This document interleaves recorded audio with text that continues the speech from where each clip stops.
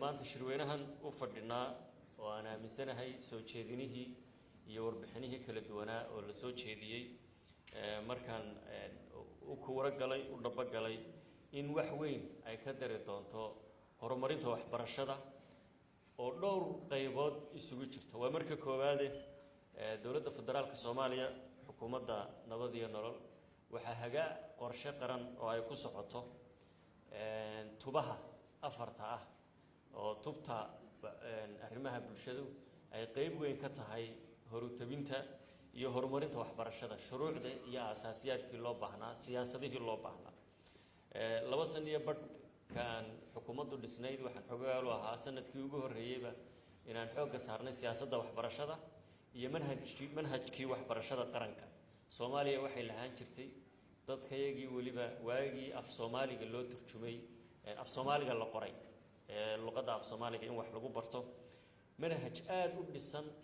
oo tayo leh oo haddii ay tahay aqoonta noocyadeedii kala duwaneyd ama biology ha noqoto physics ha noqoto chemistry ha noqoto dugsiga sare xisaab ha noqoto iyo dugsiyada hoose iyo dhexe qofkii aqoontii af Soomaaligana uu ka dhisan yahay iyo dhaqankii uu lahaa aqoontii kale caalamka la falgalaysay ee la soconaysayna uu ka dhisan yahay. markii dalku burburay ardaydii secondary-ga ka baxday Soomaalida ee wadamada dibadda tagtay waxa laga yaabaa dalka ay tageen luqadooda inay u baahdeen inay bartaan laakiin wax badan ay uga baahan yihiin manhajka aan ka ahayn dhaqanka iyo taariikhda baa laga yaabaa dalka. marka waa wax laga wada marxaati kacayo in waxbarashadii Soomaaliya tayada iyo quality-ga ay lahayd iyo macalinka gudbinaya inay aad u dhisnayd runaantii. thaqaafada Carbeed bay ka dhisnayd,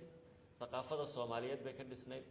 taariikhda adduunka iyo Afrika iyo wadaniyada Soomaaliyeed iyo qofka Soomaaliga muxuu yahay muxuu taagan yahay bila aadmi ahaan qofku muxuu yahay muxuu gala muxuu gudaa bay dhinac walba uga dhisnayd. wadadaas iyo dhabada ayaan dib cagta u saarnay kana shaqeynayna intii hadda 2 sano iyo barkii inaan dardar kalina wixii wanaagsanaayo soo qabsoomay aan hore u marino. marka manhajka waxbarashadu waa muhiim ahmiyad weyn baan u leeyahay haddii aqoon dhaqanka iyo taariikhda iyo idaha dalkaas iyo aqoontu rabo in uu lahaado iyo bulshada caalamka qaybta uu ka yahay in ilmuhu ku koro in la suubiyo ama laga shaqeeyo waa wax weyn oo waxtar u leh koritaanka ilmaha maskaxiya iyo fikir ahaanba. arrinta labaad waa qorshaha horumarinta qaranka oo kii 9aad hadda aan wadno ka shaqeynayno wasaaradaha iyo maamul goboleedyada iyo hay'adaha dawladda la tashi culus ka socdo beesha caalamkana si weyn aan ugu soo bandhigi doono qaybna ku leeyihiin geedi socodkiisa inay la socdaan iyo maalgelintiisa mar dhow run ahaantii iyo wixii fikir iyo talo ay ku kordhinayaan khubarada loo baahan yahay ay ku taageerayaan kuna taageereen. marka waxbarashadu waa marka koowaad ahmiyad weyn bay u leedahay dalkan. waxay ugu leedahay waa ogtihiin wadamada la halgamaya in ay sugaan amniga duruufo kasta oo ku sababayo kalifaya awgeed waxa kalifaya amniga muhiimad weyn oo leeyahay laakiin maanta Soomaaliya amniga iyo waxbarashada lama kala saari karo. waxbarashada iyo amnigu hal bay isku yihiin. maxay isugu yihiin? waxaynu ka hadalnaa amnul qawmi iyo amniga human security iyo national security afka qalaad marka lagu yiraahdo human security-ga maanta qofkii amni inuu helo waxa aynu la halgamaynaa naga hortaagan oo duulaan ku ah fikir khaldan. marka amnigeenu wuxuu ku jahaysan yahay sixita aragtida khaldan ee kalifaysa maanta inuu halkan fadhino in ay dhacdo qarax uu qofkii go'aansado inuu qaraar ku gaadho wax intuu isku rakibo inuu isqarxiyo. marka amnigii qofkeenu ka shaqeynayna waa in fikirkiisa ansaxna waa in manhajkeenu ku jihaysan yahay manhajkeena waxbarashadu waa inuu ku jihaysan yahay macallinku fariinta uu gudbinaya waa inay ku jihaysan tahay siyaasi iyo aqoonyahan iyo indheergarad iyo suugaanyahan waxa laga shaqeynaya waa inay ku jihaysan tahay in la saxo aragtida qaldan oo ka bilaabanta qof kasta inuu u baahan yahay xaqna u leeyahay in uu noolaado qof kale oo kastana uu nabadgeliyo jiritaankiisa iyo shakhsinimadiisa iyo nabadgelyadiisa marka taa waxaynu kaga guul gaari karnaa haddaan gacmaha isqabsanno ahmiyadda koowaad ee waxbarashada iyo manhajka waxbarashada iyo fariinta la gudbinayaa leeyihiinna ay tahay in ilmaha lagu koriyo inuu nabad ku noolaado jaarkiisa nabad kula noolaado isagu qof ahaantiisa nabad iskula noolaado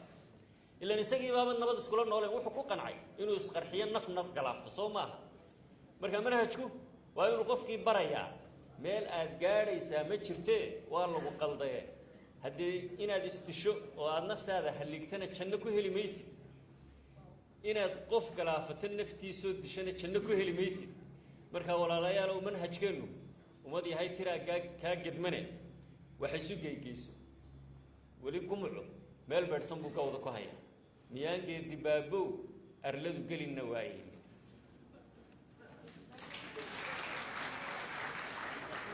ya waagii hore waxaa la yidhi nin la yidhaha awgeed dibaabow ayaa hablaa lagu meherin jiray ama la geyn jiray marka ma aragta marba wax khaldan baa ina soo gelaya dhaqankeennii beddelaya taariikhdeenii beddelaya ina halligaya warmaangee dibaabow arladu gelinna waaye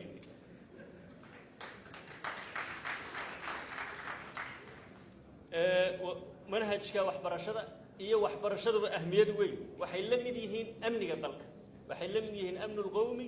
waxayna la mid yihiin human security-ga amniga uu qofku u baahan yahay ayaa ay waxbarashada ahmiyadda ay leedahay la taagan tahay dalka maanta taa anagoo ka duulayna taagta iyo tamarta aan leenahay meel kastaba ha joogtee 3 sannadood ee u dambeeyey xukuumadda nabadiina jirtay waxaa arkayseen garaafka budgetka loogu talagalay inuu kordhaayay waa yacni haba yaraado 5% laakiin halka laga soo qaadayna waa aragtaan sanadkan iyo kuwa ka dambeeyana insha Allah waa sii kordhin doonaa waana sii labanlaabi doonaa meel fiican baa imaanay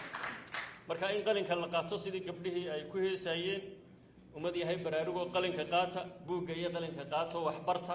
wax u faa'iideeya naftiin iyo dalkiinaba waayo qofku markuu wax barto waa uu ka duwan yahay qofka kale ee aan wax baranin hal yastawi alladina yaclamuuna walladina laa yaclamuun aqoontu waxa ay tartaa uun waa inay qofka qorqortaayo toosisaa inuu edab ku noolaado inuu xadaarad iyo ilbaxnimo ku noolaado inuu akhlaaq lahaado ayay soo kordhisaa dabadeedna maasaa dadkiina ka nabadgeliyaan isna nabadgelaya manaafacaad iyo nolol wanaagsan oo ku noolaadana uu raadsanaya in xoogga la saaro tayada waxbarashada ta macalinka iyo manhajkaba aad baan u bogaadinaya waana soo dhaweynaya waana ugu hambalyeynaya wasaaradda waxbarasho loo siman yahay oo in aynu ubadkeena iskuulka u dirno 30% meesha aan taagannahay ma xuma laakiin inaynu ka gudubno oo ay inoo suurto gasho qof kasta oo ilmo yar oo kasta Soomaaliyeed oo 5 jir ahiba inuu dugsi aadi karo wax baran karo ay noqoto yoolka aynu higsanayno oo aynu ka shaqaynayno iyo maamulka nidaamka waxbarashada in la hagaajiyaa waa inoo muhiim dhammaanteenba hay'adaha caalamiga iyo beesha caalamka iyo dadbixiyaasha waa uga hambalyeynaa taageerada ay had iyo jeer iyo wadamada aan saaxiibka nahay ama ha noqoto scholarship dibadda loo tago waado wadamadii dhowrka ahaa ee wasiirku halkan ka sheegay iyo taageerada aqoon iyo farsamo iyo dhaqaale ee ay manhajka waxbarashada iyo waxbarashadaba gelinayaan waxaan doonayaa hal shay intaan la shaqaynayay hay'adaha baa mas'uul Soomaaliyeed baan maalin la kulanay wakiilkii qaramada midoobay rasraba ayaa shir wada galno dadna wuxuu yiri deeq-bixiyaashii hay'adaha caalamiga waa mahadsantihiin waa nala shaqaysaan waa runtiin laakiin dhibaatada inoo dhaxaysa farqa inoo dhaxaya waxa weeye annagu waxaan ku soconaa 70 km/h idinkuna waxa ku socotaan 10 km/h marka farqa u dhaxeeya 500 milyan buu wasiirku ka dhawaajiyay marka inaynu isku soo dhaweyno aanu speed up garayno in qorshihii la sameeyay waa sax laakiin haddana xawliga lagu wada soconaya inuu noqdo waayo dalkani